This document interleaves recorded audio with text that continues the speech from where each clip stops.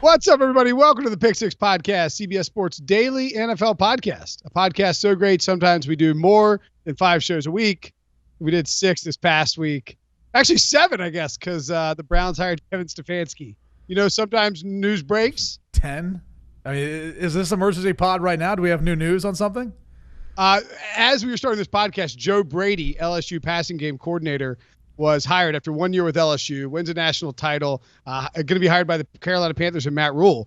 See, like, that doesn't rise to the level of emergency podcast. And really, when we say emergency podcast, I'm Will Brinson, by the way. That voice you hear, Brady Quinn.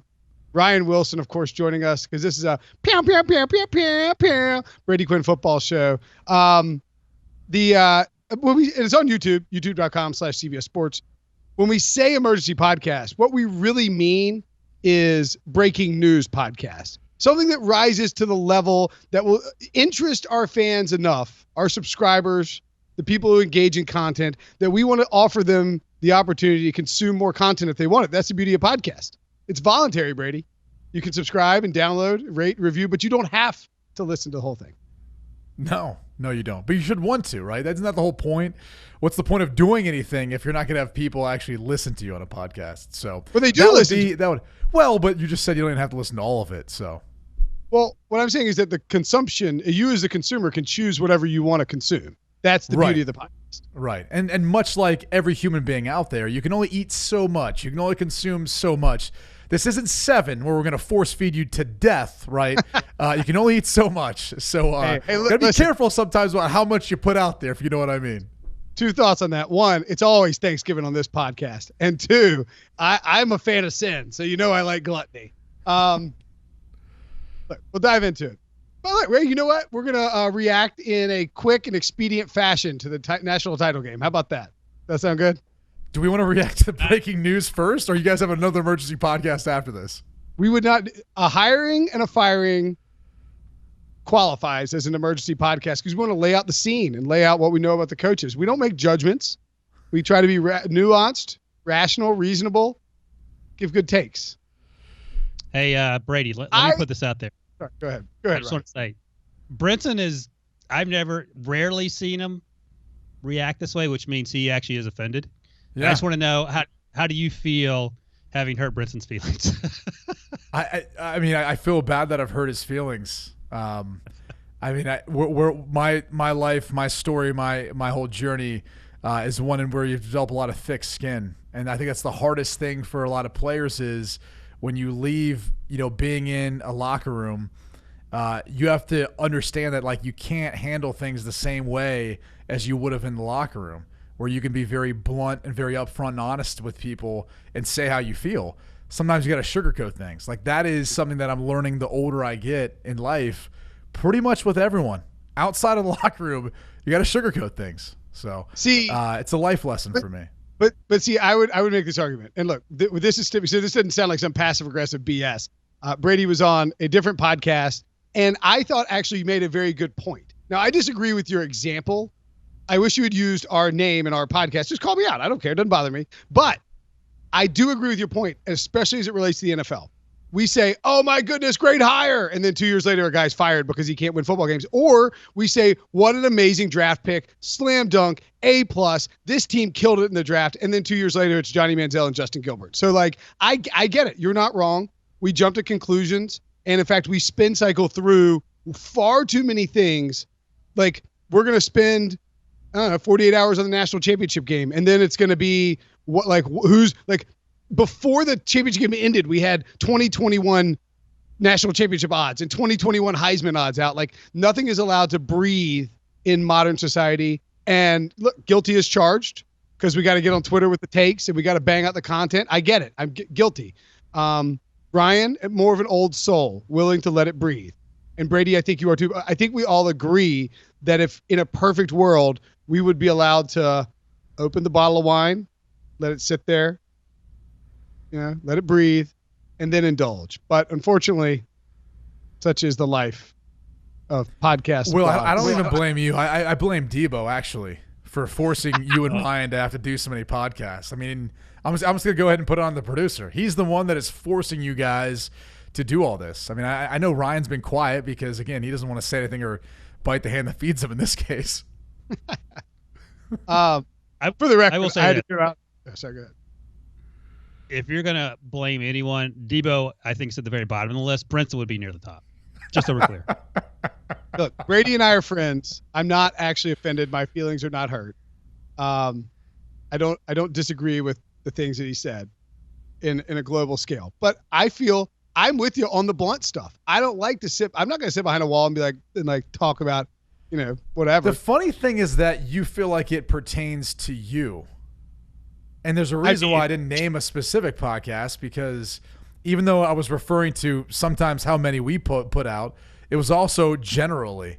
And so that's why I didn't name a specific podcast, because I think at this point in time, if I was going to name you or a podcast, I would just say it. I don't really hold back much. So that was why I didn't. But since you wanted to make this whole big ordeal, let's just pull the curtain back. That's fine. That's fine. I like pulling the curtain back. Also, look, I was going for a trifecta. I got a Bill Simmons name dropped me. I got a name check on the Around the NFL podcast. I was looking for the MMQB podcast. So I was going to put it in my portfolio, let my brand roll, and there we go. By the way, speaking of name checking people, Brady's like mad that I brought this up, I feel like. We're 10 minutes into a podcast. We haven't talked about football at all. So, yeah. Fine. Welcome to the Big Six podcast. Jamie Eisenberg, nominated by the Fantasy Writers, Association, best column of the year. The great Jamie Eisenberg. He's out in Vegas, I think, hopefully getting his award. And Fantasy Football Today, one of our other podcasts, nominated for an award. So congratulations to those guys. Also, congratulations to Joe Burrow and LSU for winning the national title and stripping me of every really cent that I have in life, because I put it all on Clemson like a dumbass. That didn't work out well for me. Man, let's, in all seriousness, let's dive into this. Now that we're 10 minutes in, Joe Burrow is awesome. I don't know what else to take away from it other than like this guy has an unbelievable amount of swagger. He wore a Big D Joe hat after the game while smoking a cigar in NOLA. He got fitted for a championship ring before the game itself. And then he backs it all up on the field by playing with what appeared to possibly be a broken rib after taking a huge shot at the end of the first half. And by playing with this, he never looked out of control. He didn't look out of control all season, looked very comfortable, makes all the throws, and it's hard not to be in love with the idea that he could be a franchise-changing quarterback. If I was the Bengals, I'd start negotiating the contract now. I mean, you can do all your work on all the other, guys you're going to draft or potentially sign and look at free agency, but they're moving on from Andy Dalton, and Joe Burrow's going to be the guy. So why waste any more time trying to evaluate him? I think you try to sign him. You're technically able to. You have the first pick, and you get him that playbook as soon as possible, so you don't have to, worry about an even longer learning curve for him with this new system. Now, the interesting thing and why this kind of collides for me, and I'll get to the game, or we'll talk about the game in a second, is if Joe Brady does move on to the NFL level, it's surprising to me that Zach Taylor wouldn't want to bring him in as his OC. Like, I think much like Arizona did with Cliff Kingsbury and Kyler Murray, if you're going to go all in on a number one overall pick and a quarterback, why not bring in Joe Brady instead of letting him go to the Carolina Panthers? Like, it doesn't make as much sense to me.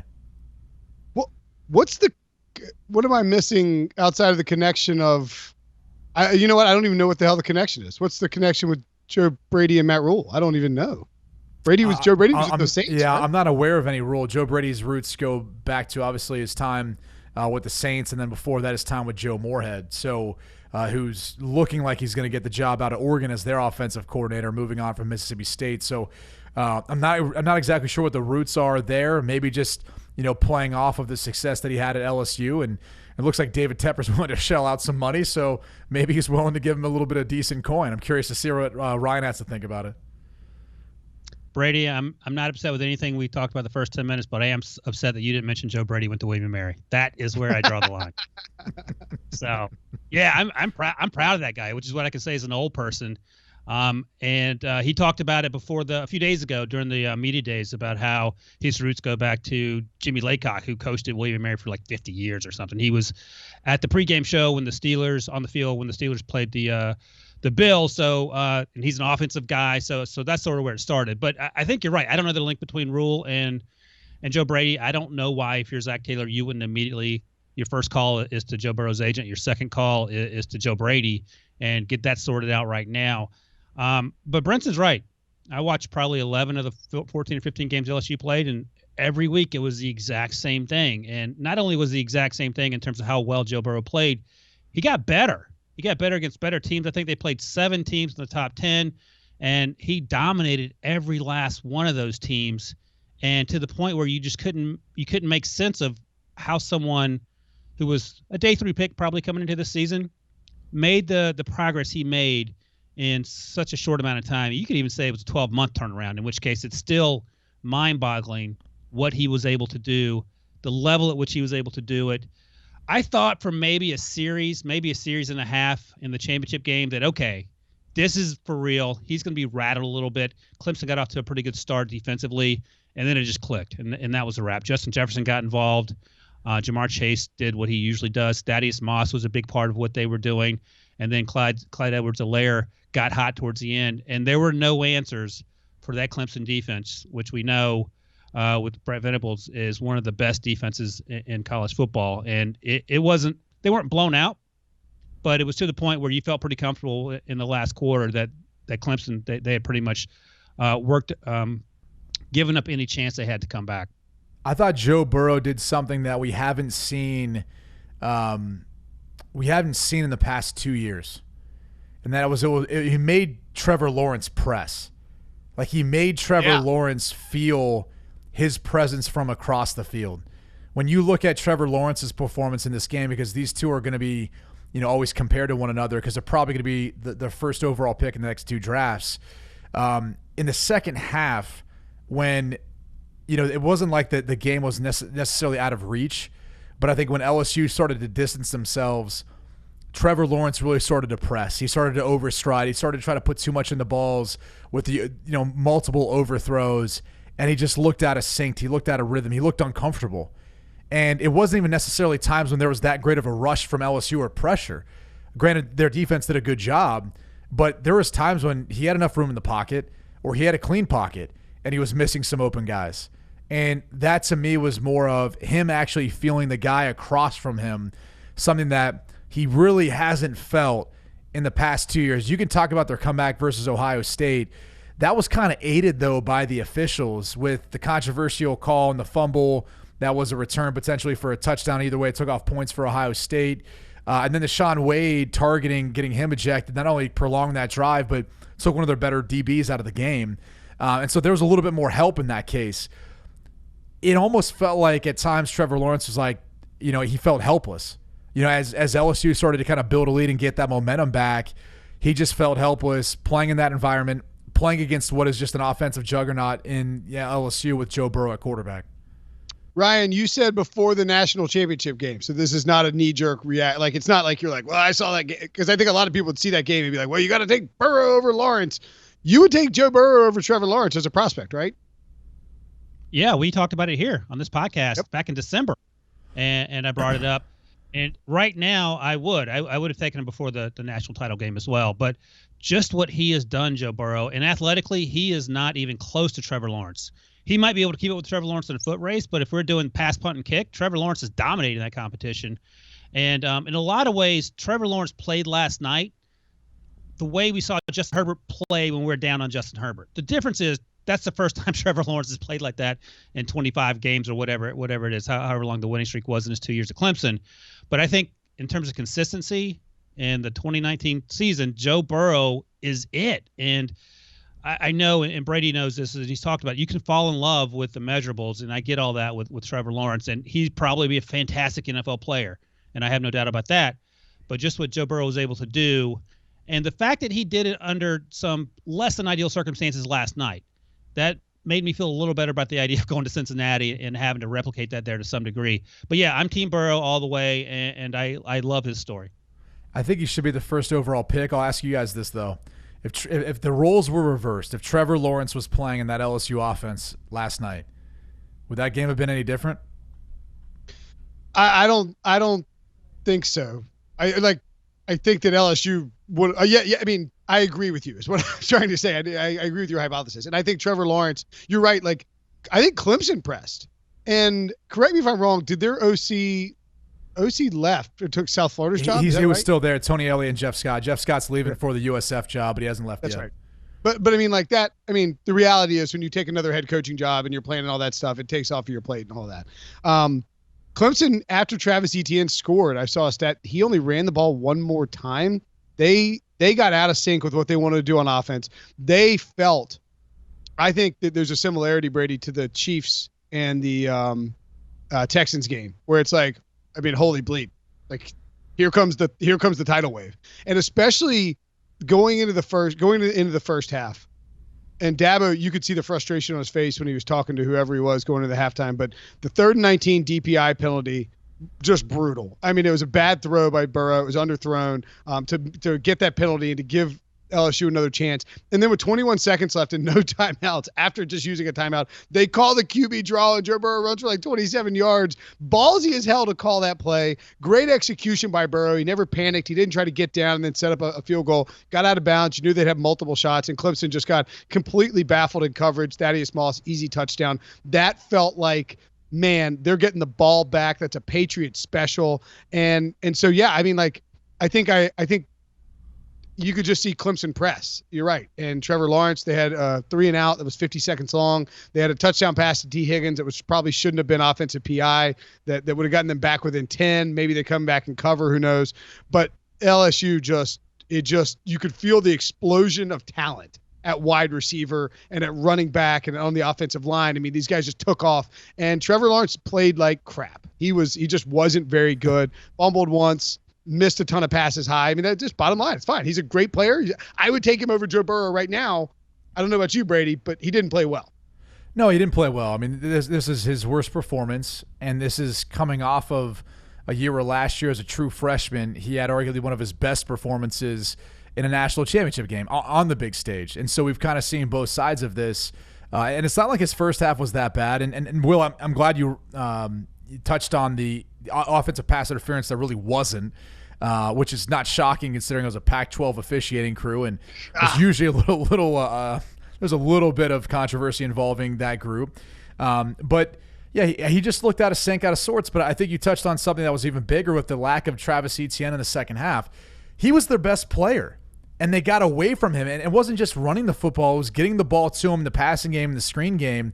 And they went away from that, and they lost one of their best wide receivers. I can't remember. I think it was it Higgins for a minute.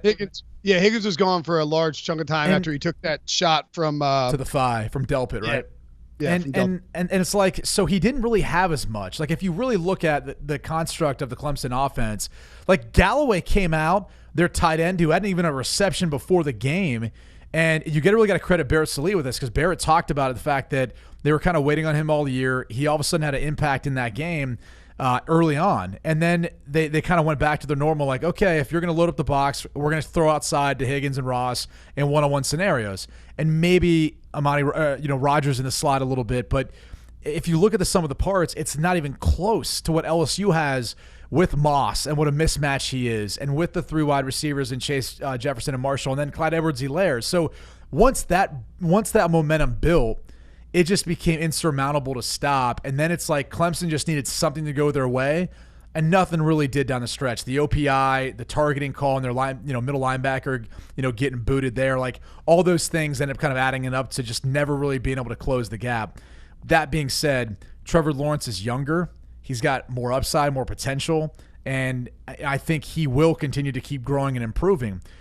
I've got more concerns, I think, even though as great as Joe Burrow was, when you go to the NFL and you're going to a team that's the worst team in football the year before, there's going to be a lot of things you got to figure out. And what happens if the offense is going to be different, drastically different than what he ran with LSU. I think he's smart. I think he can learn it, but there's going to be a learning curve there, and there's going to be some adversity. And he might handle it well, but if it looks like what it did last year for LSU, then that's an average season, because that's what it was last year. I mean, he was average at best. And so he took this monumental leap, largely due to Joe Brady, but he's not going to be with Joe Brady. So it's a different level. It's a different thing. I think Joe Burrow will be fine in the long run, but his situation next year and with the Bengals is going to be drastically different than what it's going to be like, or at least what he had this year. Yeah, and look, it's possible that he ends up having AJ Green, John Ross, Tyler Boyd. I mean, like, he could end up having a pretty nice group of weapons at Cincinnati. That offensive line, though, I don't think got enough credit for what it did after the look. Brent, and not to recap this whole game because we want to get in the draft stuff, and I'm curious about all these different players in this game. But like, Brent Venables had an incredible game plan out of the gate. That was it, like a 3-3-1 stack or whatever. I don't even know exactly what it was, but he was just bringing pressure all over the place. They punt and pinned LSU twice. They were getting after Brady getting after Burrow, excuse me. And then Joe Brady and the offensive staff made adjustments. And Venables didn't really have a counterpunch when it came to bringing his pressure. They started picking up pressure a little bit more. And the offensive line, and this is sort of my point with Cincinnati, the offensive line played awesome for that stretch from like the second quarter to basically to the end of the game. They did a really good job of protecting Burrow, I thought. And he's not going to have that offensive line in Cincinnati. They have traditionally over the last few years had a pretty bad offensive line, and it's hurt. Man, think about what they have to go up against twice a year. Baltimore's edge rushers and their defense with the pressure from Martindale, TJ Watt, the Pittsburgh Steelers defensive line, and then Myles Garrett. I mean, he's going to be back next year for the Browns. I mean, that's a lot of tough edge rushers you have to go up against within just your own division. Who's your biggest riser from this draft class, Ryan? Just kidding. Brady and I shamed you on Twitter into doing a mock draft on Tuesday. We shamed you on social media into putting Isaiah Simmons in your top 5. You got shamed, son. What are you talking about? I've had Isaiah Simmons going to the top 10 several times in the last month and a half or so. I went back and double checked just to make sure because Tommy T was trying to call me out too, and Tommy T doesn't call out anybody. So, so I actually did move him up, though, straight up. I had him going 12th. And then I watched the game, and I was like, all right, he's actually balling out. So I moved up. Well, partly because I didn't want to hear Brady and Pete yelling at me on the show on Wednesday. Pete's not going to yell at you. He wasn't watching. He was in bed by then. Yeah. You changed it during the LSU Clemson game. You're like, because, I mean, I watched a lot. I guess, I mean, like, they put him out against running backs in, like, out and outside coverage. They put him up as a safety. The guy's insane. Did you see, by the way, how the beginning of that game went? If you kind of go back and watch again, pay close attention to how many balls were targeted the way of Isaiah Simmons. And LSU wasn't having much success. And I was kind of watching and thinking to myself, what is the game plan here? Like, Isaiah Simmons was matched on Thaddeus Moss at times. Like, that ain't going to work. Like, that's not the guy I'm working towards. And like at the beginning of the game, there was like probably 4 or 5 times the ball was thrown in the direction of Isaiah Simmons. And I kind of kept thinking to myself, you're eventually going to pay for that. And I think LSU made a conscious decision to not continue to keep implementing that strategy moving forward the rest of the game. But I just can't get over, for his length and his height and his size, how well he moves. I mean, he is got to be, as far as the draft goes, if you're going to put up the top overall prospects, and Joe Burrow's obviously in that category, still to me the most bulletproof one is Chase Young. Then you're probably looking at a combination of Burrow, Derek Brown, and then Isaiah Simmons. Like, those 4 to me, with what they've done, what I saw on film this year, Jeffrey Okudah probably 5. Like, those are the top 5 prospects that I've got. Okudah, the cornerback at Ohio State, and looking at their film and how well they played. And look, will they go in that, somewhere in the top 5? I have no idea. A quarterback could end up going somewhere, but those 5 guys I think stood out to me, and Isaiah Simmons is rightfully right in that spot with his versatility, with his size, and with what he's able to do. I can't wait to watch him in the combine. We're going to get to see him up close and personal, running and moving around, that I imagine he's going to test well. Yeah, I've described him as a bigger Derwin James, and I'm with you. He is so freakishly athletic. He just blows you away when you're watching through the television. And when we see him in person, I think it's going to be love at first sight for a lot of people. But it's funny you say all those things, Brady, and I'm with you like 99%. But I was talking to a league evaluator maybe November, early December, and I was asking him about Simmons because, like, oh, this is going to be a layup. What are your thoughts? And he said, I don't love him. And I said, what? And he said, I don't think he's a very good tackler. He's not good in man coverage. He's not a free safety, even though he plays literally everywhere on the field. And he had questions about taking on blocks. So I do wonder if, and this happens sometimes in social media, Twitter world, where we fall in love with guys and we sort of groupthink it into existence, where he's one of the best players on the planet. I swear to God, it looks exactly like he is one of the best players when you watch him play. But I do wonder if NFL teams have different opinions, and obviously we'll find out more about that next week at the Senior Bowl when I'm there. Isaiah won't be there, unfortunately, but I'm sure people will be chit-chatting about it in the course of the Combine a few weeks after that. So that's just something I thought was interesting, because I have not seen one thing in terms of things Isaiah Simmons has done to make me think, I don't know if this guy's a top 15 pick, because everything screams, elite talent at the next level. Hey, Brady, curious, Ryan has him going to the Giants at 4 in this latest rendition of the mock draft. Is there anybody that you can think? It's like, hey, who would Derwin James fit on? Like, obviously there are a lot of fits, but are there any teams that pop out? Detroit, but is 3 too high to take him there? You think about those New England Patriot defenses. They love guys who can match up and play anywhere, right? Like Jamie Collins, the Kyle Van Noy. This is a little bit different because of where he plays, but maybe Matt Patricia becomes wowed by his versatility and how that can work within their defense. Problem is there's a number of holes in that defense that you might want to fill. And so Derek Brown can make some sense there too. And you don't know that someone's not going to trade up into that spot. And so maybe it doesn't end up being in the top 5, or maybe it does be if they trade it back with Miami at 5. Maybe that makes some sense. But and look, Miami could obviously use him, but they'd would be trading up for a quarterback, or probably taking a quarterback at that spot. I would imagine if Tua is still there and if the medical grades come back. So I could see him going as high as 3, to be quite honest with you, given some of the needs for Detroit. You know what? I stopped looking at the rundown a second ago, getting all hot and lathered about Joe Brady and Isaiah Simmons. Isaiah Simmons too, man. Hey, by the way, I was going to talk about some other guys that kind of stood out, just because I know we've got a list. Caleb Von Chason, Justin Jefferson, T. Higgins. We've got those guys on the rundown. What about Patrick Queen? That guy stood out to me. He kind of fit into that mold of, he's 6'1", about 230 pounds, but a guy who can play linebacker, a guy who can play off the edge and blitz and pressure, decent in coverage. But he's a guy who, he's not going to be a first-round guy, but probably a guy if he did leave and decided to come out, I believe he's a junior there at LSU, he would be taken somewhere in the mid-rounds, I think. I think he actually earned himself some money based on how he played last night and what he was able to do this season. I'm with you. And that's one of those things where you explode in those big games, and obviously NFL teams know who you are, but everyone else knows who you are too. And again, it's the momentum, whether you want to believe it or not, but I think sometimes these things take on a life of their own, good or bad. But he was balling out, especially in terms of wrapping up tackling, and just the level at which he was playing was so much higher than I'd seen previously this season. I haven't watched him closely, just saw him flash last night, but I love what he was doing. And you know this, Brady, if you have guys who are athletes, and we see a lot of these new head coaches coming into the NFL talking about we have certain type guys we want, that dude, Patrick Queen, checks a lot of boxes, even if it means he starts on special teams and just crushes people there for a year or two, and then he graduates into a job on the field. Those are the type of players you want, because they're athletes first and they can do a lot, and they seem to do it at a really high level, at least last night. Reminds me of Corey Littleton for the Rams, a guy who really started off with the Rams special teams and worked his way in. Hold on. Robbie wants to say hello to you guys. Robbie, can you say hey to Mr. Brady and Mr. Ryan? Hey. What's up, Robbie?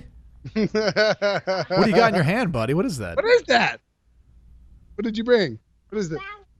A ballerina. Great job. All right, go eat some supper. Very cool. Right. Oh, she twirls. Amazing. All right. That's very cool, buddy. All right. Daddy's got a podcast. Oh, she twirls. Amazing. Great job. I'll see you in a minute. Oh, I'll never forget the hit where Will, I believe, was trying to get someone out of the room. Do you remember this, Will? Oh, Robbie came walking in on a CBS News video hit, and he popped in. Hi.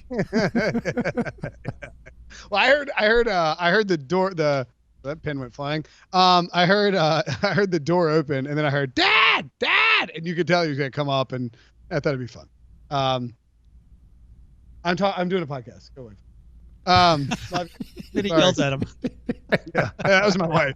That was AK who says unsubscribe. Anyway, is that what she said? Yeah, she yelled unsubscribe and walked out. So apparently she's not the only other non-fan of the Emergency Podcast. Is that what we're saying? Oh, hates the Emergency Podcast. Hates it. Thinks they're stupid. Hates EK.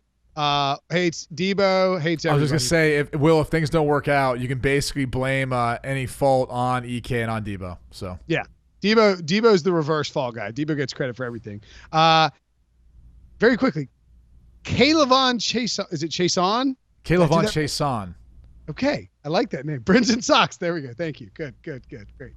That was right. Where did he go in your mock, Ryan? Oh, let's 18. see. Just kidding. It was 18 thank you. with the Dolphins. I was too busy digging up my Brinson Sucks hat to look. Yeah. I love him. The thing is, he's undersized. He's listed at 240. I don't know if he's bigger than that or not. So he's going to need to pack on some weight, but he plays a lot stronger than 245 or whatever he happens to be. And he flashes a lot. He gives much bigger offensive linemen, obviously, a lot of trouble when he gets underneath them. He's quick around the edge. They ask him to drop into coverage a little bit too. But, I mean, just in terms of explosiveness, and if you're looking for an edge rusher like the Dolphins are, you just stick him out there in third down situations and say, go crazy. And then you sort of work him into the – a fuller time role when he puts on some pounds. Yeah, he's one of those guys that fits in the Flores who comes from the New England tree, that scheme. We talk about versatility. Kaylavon Chason definitely fits in that, that category. Playing linebacker, can play off the ball, can play on the ball, can pressure well. So he's got all those traits. And obviously the LSU defense has a number of players that fit into that category. The one player I've been kind of down on that you had in the mock draft was Grant Delpit. Just didn't have as good of a year as he did a year ago. And from just watching him at times, it almost felt like he played a little bit out of control. I wonder about a little bit of coverage in times too. But that was one of the players that just from watching him, I think coming in this season, everyone looks at him and says, surefire first round pick because of his athleticism, his size, his speed, all those intangibles that he brings along with him, and the film last year. This year, the film doesn't quite match as well, but I imagine he's going to wow some people at the combine, and maybe that's going to be enough to convince him to go in the first round. I'm with you, Brady. Right. I'm 100%. I'll do. Just let me tell you quickly, then you can break. He had that ankle injury, and I think that's one of the things that people are sort of hinging on. When he gets healthy, he'll be good to go. I know Cowboys fans are clamoring for him at number 17. A lot of people like Xavier McKinney, the Alabama safety, better. He certainly played more consistently this year, but I have the exact same concerns with you because you hear about a player, then you watch him, and it doesn't really match up with what you're hearing. So hopefully it's the ankle, and he starts balling out, draft season. But right, his tape in 19 didn't look anything like it did a year ago. All right. Good stuff. But you know what? We talked about a bunch of prospects. Had a great, hashed out some stuff. And we didn't even talk about the running backs and wide receivers. So we're going to do that after the break. All right. Break it down. LSU, Clemson. Yeah, I don't know if it was a title game for the ages. It was wildly entertaining for a big stretch. And watching Joe Burrow carve up Clemson, do what he did. I mean, it's honestly reminded me of Trevor Lawrence carving up Alabama last year, just in terms of like, wow, okay, this is full force and you're putting it on them. Clemson's offense a little bit disappointing. LSU's not at all. Let's look at the offensive skill position guys though. How many skill position guys, Ryan, do you have going in the first round right now? If you have that off the top of your head, if not, I could sort of filibuster while you try to up. I know that T. Higgins is in there. Curious if Travis Etienne is in there. I saw Brady tweet by the way, call it Brady Quinn at Brady_Quinn. Yeah. Yep. Little mid off season rebranding for you on Twitter. I like. Yeah, no, it's been that way for a while. Oh, okay. By Nope. the way, did you know that Ryan Wilson, his old Twitter handle was Ryan Wilson _07 because he got to Twitter too late, but he somehow has Ryan Wilson on Instagram. That's amazing. Like, did you have Ryan Wilson, no underscores, no stupid little letters, no CBS, nothing like that? Got it on Instagram. Very proud of you, Ryan. Post a lot of great pictures of your kids. So how many skill position guys in that game do you have in the first round? Thank you for alerting the listeners to go look at Instagram pictures of my kids. I appreciate that. So no Travis Etienne, no running backs in the first round, and that wasn't even because of pressure from Pete, just because I just think I like the running back class a lot. I think they're 5 or 6 or 7 really good players, but there are just other needs that need to be filled, and we sort of talk about that a lot. But T. Higgins had going this time. I'm not convinced he's a first-round pick. He balled out in the AFC Championship game against UVA. He had 3 touchdowns, over 200 receiving yards, I believe. He was injured in the bowl playoff matchup. He left there with, I think, a head injury. Came back, wasn't quite the same. And then he was injured again on Monday night against LSU. Came back, wasn't quite the same. And in fact, it may be the case that Justin Ross, who's going to be a rising junior next year, ends up being a better player than T. Higgins. But Higgins is 6'4". The question will be how fast will he run, because we don't know exactly what his deep speed's like. But he's a high point guy, and he's a big catch radius guy and all those other things.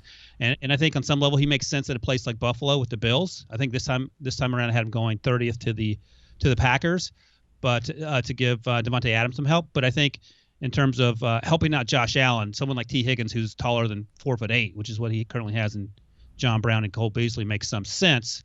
Amari Rodgers is going to come back. I saw him play in September. He was like 5 months removed from an ACL, and he was running past everyone. So now it's a few months longer than that. He'll be completely healthy next year. And he's another guy, and Brady mentioned the slot guy, who can absolutely light people on fire when he gets the ball in his hands. T. Higgins is an interesting one to me. I'm curious to see what he's going to run in the 40. It's such a loaded class. And I think when you look at this group of wide receivers, it's going to be hard to separate yourself, and he's got the size and length and the big playability. I think my only concern is, can he run a variety of routes? One of the things when you look at a guy, especially when you're drafting in the first round, you're drafting him to be that number one wide receiver.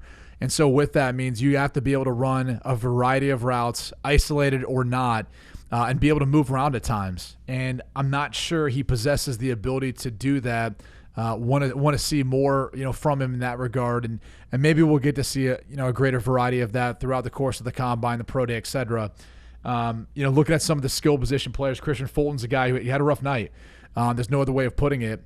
They clearly didn't want to even touch Derek Stingley, who's not draft eligible. When he is, he'll be a top 10 pick for LSU. But Fulton had a rough night, and there was one pass interference they called I thought was a little bit ticky-tack on him, to be quite honest with you. I thought it actually was the one that was the interception that got negated that they called pass interference on him for. But that was a little bit ticky-tack. Outside of that, though, I thought he might test well, but he kind of hurt himself in regard to at least how he looked versus Higgins and Ross throughout the course of the game.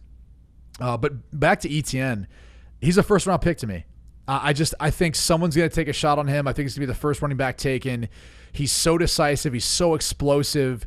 He showed you how he can change the game, both catching the football out of the backfield or in the screen game and then running the football. And so he is the back to me that I think best exhibits what you need at the next level at the running back position. So someone's going to take him, in my opinion. I don't know if he'll go in the top 20, but I definitely think he'll go, somewhere after that in the next 12 picks.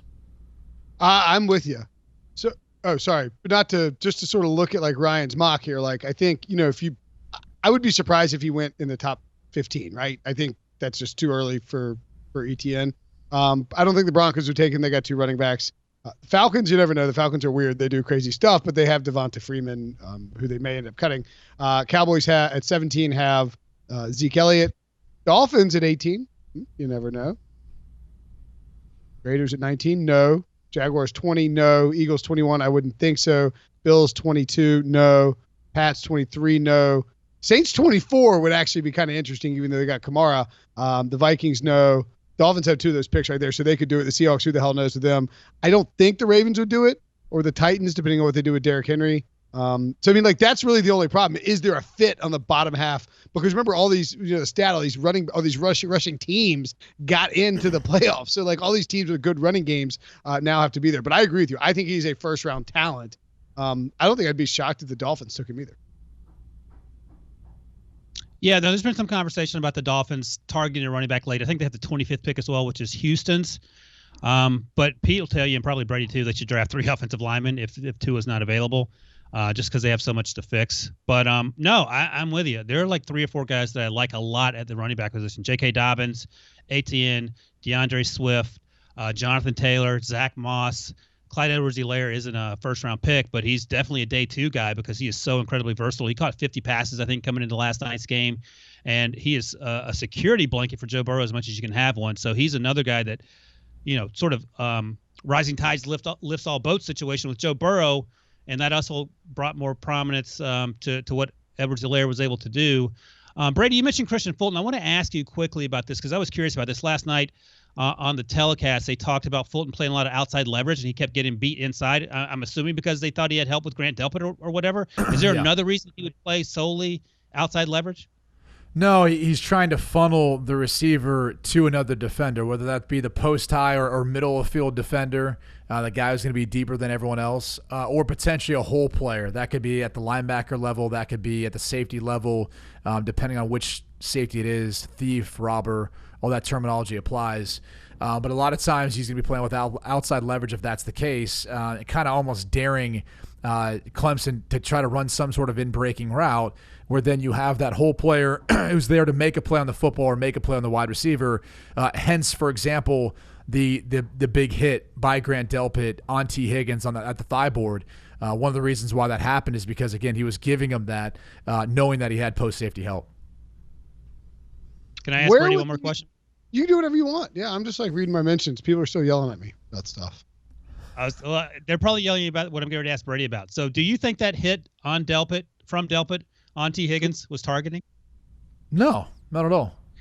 Funny you say that, because Brent took a screenshot and a video and tweeted it out and said, how is this not targeting when Skalski's penalty was targeting? He was kicked out of the game, and he got absolutely crushed on Twitter. If you want to laugh. Let me just say this. In regards to the rule of targeting and how that specific rule is implemented, clearly, you can't read intent, but it'd be nice if you could. And I think we all can watch certain hits and say, that guy was going to try to take that guy's head off and he should be ejected. And there's some that just look more harmless, or the defender or even offensive player in that moment, depending on what we're talking. But it's always a defender in this case, at least in college football. They weren't necessarily meaning to hit the offensive player or the defenseless player in that manner. In this case, it wasn't that the wide receiver was considered defenseless. It was more the fact that he used the crown of his helmet. He lowered his head to use the crown of a helmet when he made contact. And those sorts of tackles are what we're trying to remove from the game. So unfortunately, as much as I hate to see it, that's why the rule's there. It's for player safety and really for his own safety, not so much of the player that he's hitting, right? All of a sudden, as you duck that head and you start to duck it down like that, what you're really doing is creating a curvature in your spine. And so when you make contact like that, you're really actually putting more pressure on those portions in your cervical spine where you can get injured. And so as much as we always think about, it's protecting that offensive player in college football for targeting, no, it's the defensive player too, and making sure you use the proper fundamentals. And if you have a proper spine alignment, meaning if your spine's aligned straight with your head up, your spine's at its strongest point then. As soon as you start lowering your head and bending your neck, that's when all that force, all that impact that's absorbed in your neck, it ends up stopping instead of traveling down through your spine to help protect you from getting hurt. So it's, again, I wish there was like a flagrant foul, like a flagrant 1 and 2 for this. We could figure it out from that, in that way. And he would have stayed in the game even though he would have taken the penalty. But we're just not there yet in college football. Okay, so, but I mean, like, I really felt like if you look at the Delpit hit, that he lowers and leads with the crown of his helmet. Like, he lowers his head. I think the problem is for people that if you read the rule, it doesn't matter what you're hitting. You don't have to hit the neck or shoulder, head or neck area anymore. You just have to lower your head and lead with the crown of your helmet. And you have to make contact with the crown of the helmet. In that case, it looked like he made contact with his shoulder. And okay. So he hit him. First off, the player has to be deemed defenseless in that instance. And so if he is defenseless, then it matters where you hit him. If he's not defenseless, it doesn't matter. It matters how you hit him. And so in this case, it looked like to me he was leading with the shoulder, and he hit him in that kind of mid-frame area, not above the shoulders to the head or neck. So it wouldn't have been really deemed a targeting call in that case. It was just a tough hit. Okay.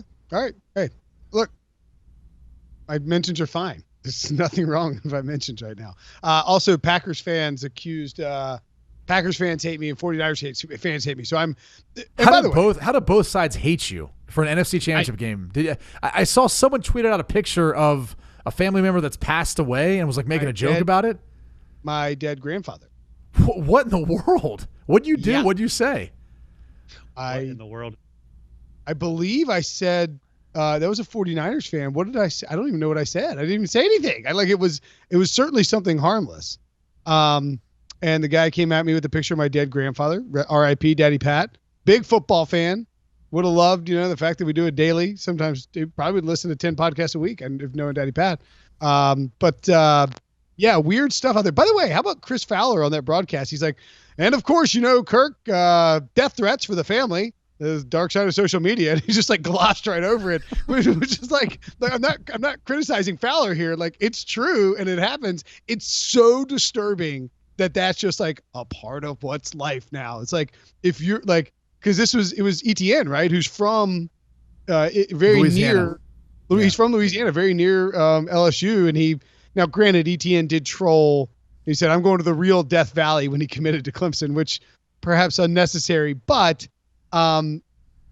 it's just crazy. Like, he's like, yeah, of course you get the standard death threats of the family on Twitter and social media. Part of 2020, the world we live in. It's like, it doesn't feel like it's necessary. Oh yeah, I know. I want to apologize to Packers fans because we did our podcast recap, and I don't think we did a good enough job appreciating what Aaron Rodgers. I know this is way off script, but I don't care. We didn't do a good enough job appreciating how good Aaron Rodgers was against the Seahawks.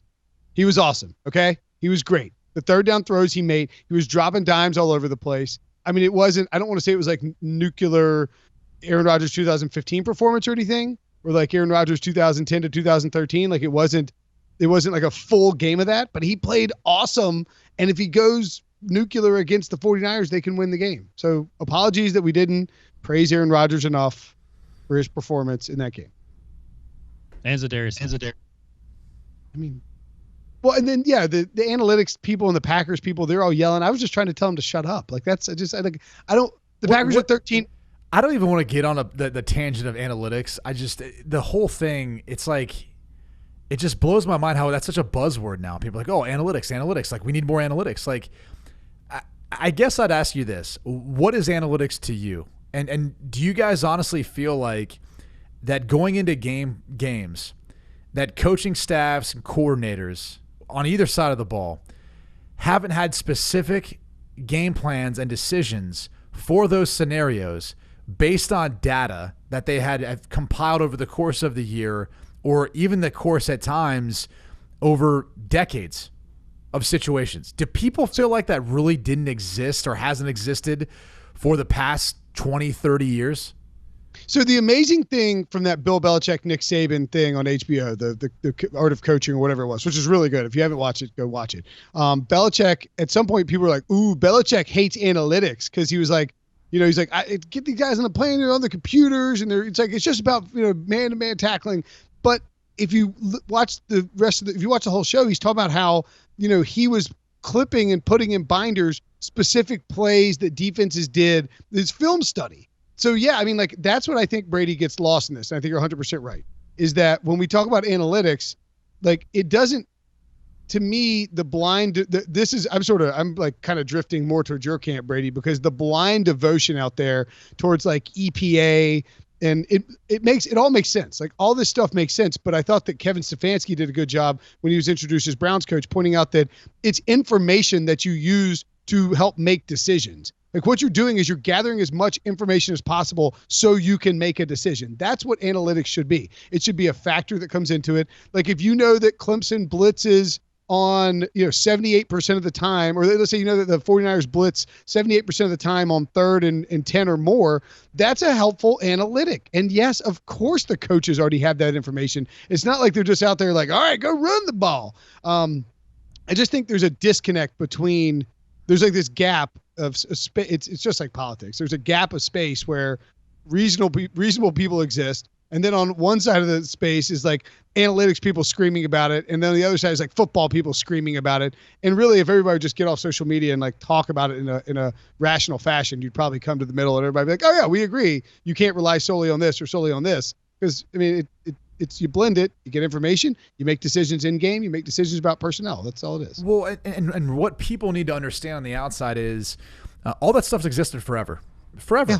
I mean, we have binders thick of every single situation from 3rd down, 4th down. Gotta have it is what you'd call it, right? GTHI. You'd always have that abbreviation on your game plan. And so that's for specific scenarios, right? I gotta have it play, whether that's in 4th down in the red zone, whatever the case may be, right? That's on your game plan. You have those plays.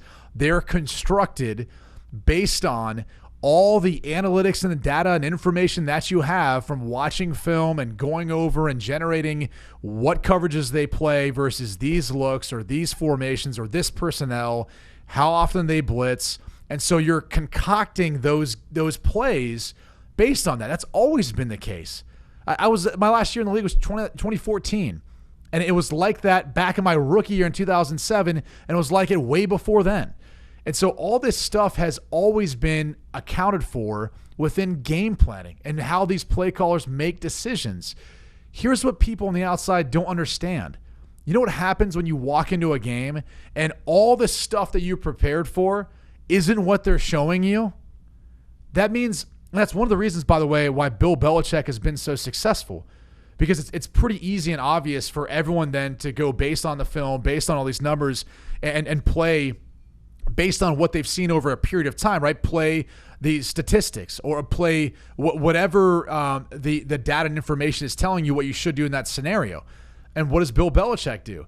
He's a game plan coordinator. And so defensively, he's going to do something that you haven't seen before, something that's different and that you probably aren't prepared for because he knows exactly what he's showing you too much of and what he's not showing you enough of.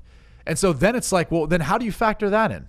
How do you factor that into your decision-making process? And that's why, and Stefanski said it best, you alluded to this, Will. He said they're a tool, and that's what it is. I think where you can make the most ground with analytics is sharpening your ability to identify players that fit what you want out of your scheme on your team. And that's from, taking and compiling all the data from the combine over years based on a baseline of measurements at various positions in controlled environments. You can do that. And so you take all that information, you take the injury history and those injury grades based on your medical staff, and you take the production of what they had in college, and you combine all that to look at the guys coming in from college or guys that you're looking at in free agency. From a personnel standpoint, there's no doubt you can improve upon an analytics and you can remove biases and you can end up finding out, which guys maybe make more sense and sharpen your ability to sign those guys. But in-game decision-making, play calling and all that stuff's already been around. That's how a lot of teams have operated. It's just a wrench is thrown in the whole thing when a team comes out doing something drastically different than what you have prepared for, what you've seen on tape, and what all your data and information is telling you. And then the question is, well, what do you do then? And that's the question you would ask a lot of the analytics, and some people call them nerds, but I'm not going to call them that. So, Brady, I agree with everything you said, except one part where this has been going on forever. I'm 100% sure this wasn't going on last year in Cleveland with Freddie Kitchens, but everything else, I think you're right. What doesn't make sense about that, by the way, right?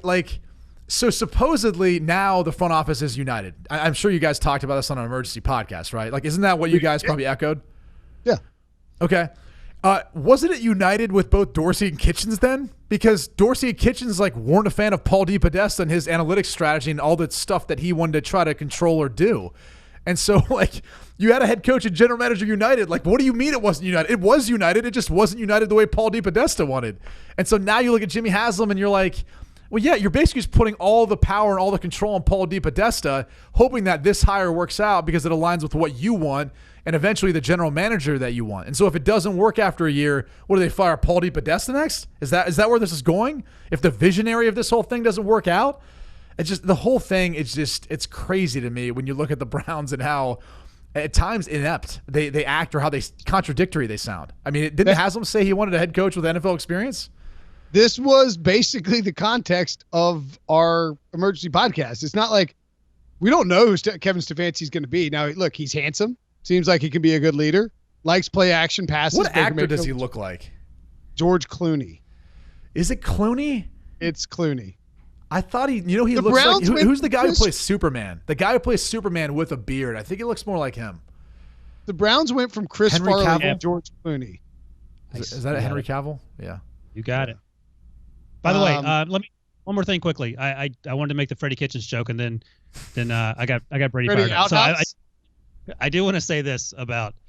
By the way, Brinson steals Freddie Outhouse on HQ now, doesn't give me credit, but whatever. So I wanted to say this about analytics, and I think this is an issue. In previous life, I was a stats and econ guy before I became to the world of football, and the hardest part was sort of relaying your stats-based message to people who don't give a crap about stats.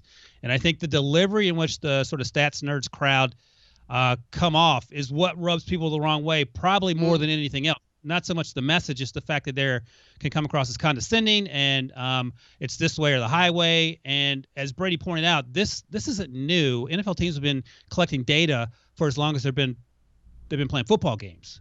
And I think in terms of the frustration that fans feel, especially the analytics-based fans, it basically comes down to this. When Jason Garrett punts on 4th and 2 every single time and kicks 85-yard field goals, they get frustrated. Otherwise, for the most part, and sometimes the time management issues at the end of the first or second half if you're Andy Reid, everyone agrees with most other things, I feel like. There's some questions about the play calling and the running game and all that. But we've seen with Kyle Shanahan and John Harbaugh, you can run the ball and be successful, and that doesn't mean you're anti-analytics. John Harbaugh is one of the most analytics-based coaches, the next hot thing if you ask the analytics crowd. But I think more than anything else, it's the delivery and the sort of the condescension people feel when they feel like they're being talked down to. And I know what these guys are talking about. I spent a lot of my life like studying stats and econ, but even I'm like, all right, what are we doing? This isn't helping anyone. It's sort of making things worse. Yeah, and I think the other thing you have to look at too, and this is one of the reasons why I have a hard time with people deriving too much, is that, and I've used this phrase I think with you guys before. It's called resulting, right? So resulting is using the outcome of an event to then determine future decision making, and that's kind of skewed because, like for example, you talked about John Harbaugh and going for 4th downs.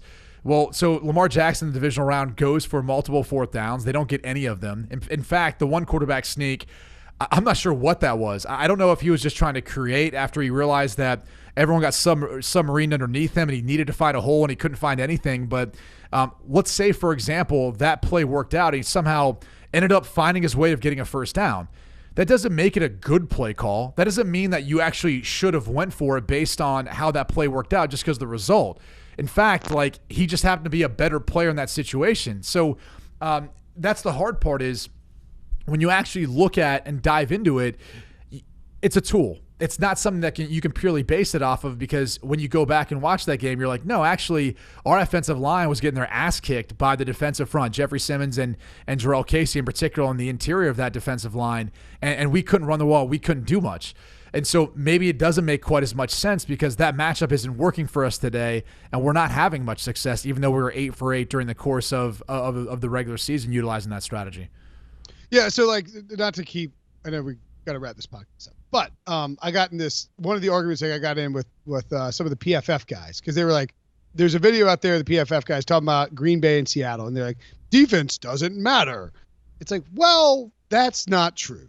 And like their point was that the offense dictates to the defense what happens. Yeah, no crap. That's why it's called defense. You're on the defensive. Like you are being dictated to by the team with the football. But the concept that like, and then like, I don't remember what was PFF George or whoever it was, is like, well, it's like, can you really credit the Packers with the pressures? It's like pressure is a quarterback stat. I was like, that's not, I mean, like I agree with what the study that you guys did, that quarterbacks holding the football that quarterbacks deserve some blame for pressures and for sacks. But to say that pressure is a quarterback driven stat entirely is a really bad way to push people away from embracing the concept of looking at stats in a different way, because pressure is not just a quarterback driven stat. When Jacob Hollister is lined up one-on-one with Zadarius Smith and he gets toasted and Russell Wilson gets lit up within 3 seconds, or like within 1 second of catching the football, that's not a quarterback driven stat. Okay. Like my eyes are telling me that it's not. And like, that's just factually. And so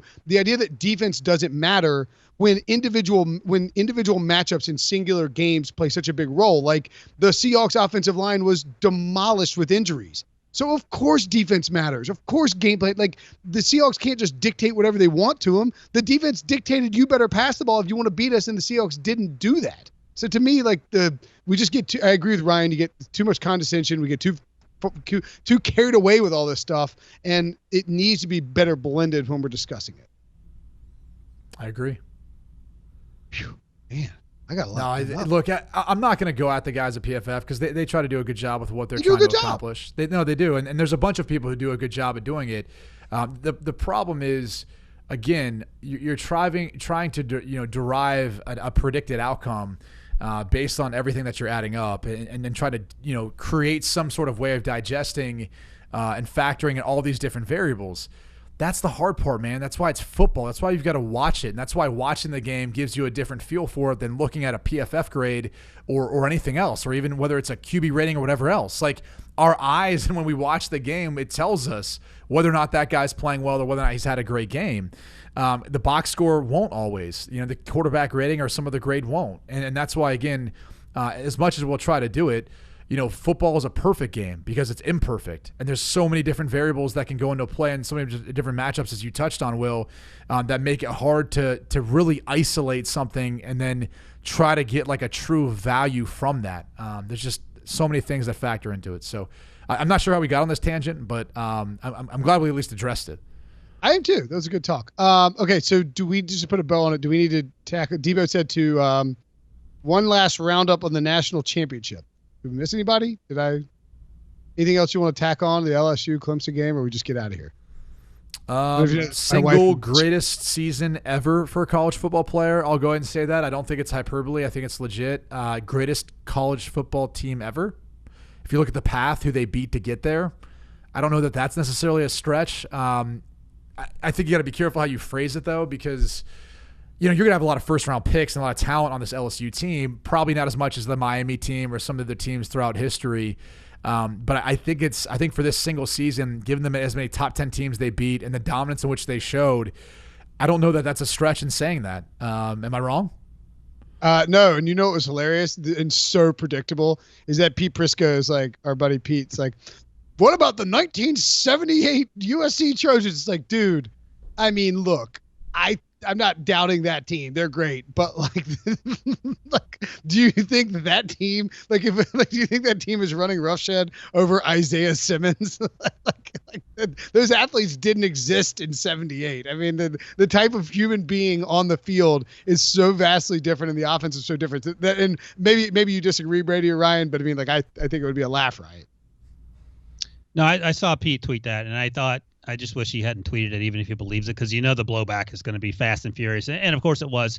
But to Pete's credit, he defended it. And, look, he was around in 78 to watch that game, and he sounds like he thoroughly enjoyed it. I think Marcus Allen was on that team. So, yeah, I'll give you that. Was the Juice not on that team? Juice was on the team, so was Marcus Allen. Wasn't he? No, the Juice was in Buffalo in the early 70s. Right. So Juice was gone. He was gone? He was long. Yeah, but yeah. So their top receiver on that team was Calvin Sweeney. Oh, yeah. He topped out at 644 receiving yards and 2 touchdowns that year. I'm sure this look, Marcus Allen's a legendary player, and I actually think Marcus Allen would be good in today's modern NFL, but LSU's defense, essentially is going to lock down Calvin Sweeney, right? We all agree on that. Right. Yeah, okay. So that's it. That's the show. That's the Brady Quinn football show. What a great show. What a great show. I'm laughing at Debo's last comment, which you cannot read out loud on the air. Cannot. One time I was now I'm drawing a blank. Anyway, I get to interview Marcus Allen at the Super Bowl one time in New York, and it was a fun interview, to suffice to say. And Eric Dickerson photobombed it, which was really. He popped in. He goes, "What are you doing up here, Mom?" And I was like, "Whoa, just got photobombed by Eric Dickerson. How cool!" It was me and Matt Brodsky. Great story. Anyway, and then I found $20. So let's get out of here. Great show, Brady Quinn football show. Ryan Wilson, Will Brinson. Subscribe, rate, and review. We got so many podcasts. Talk to you guys later.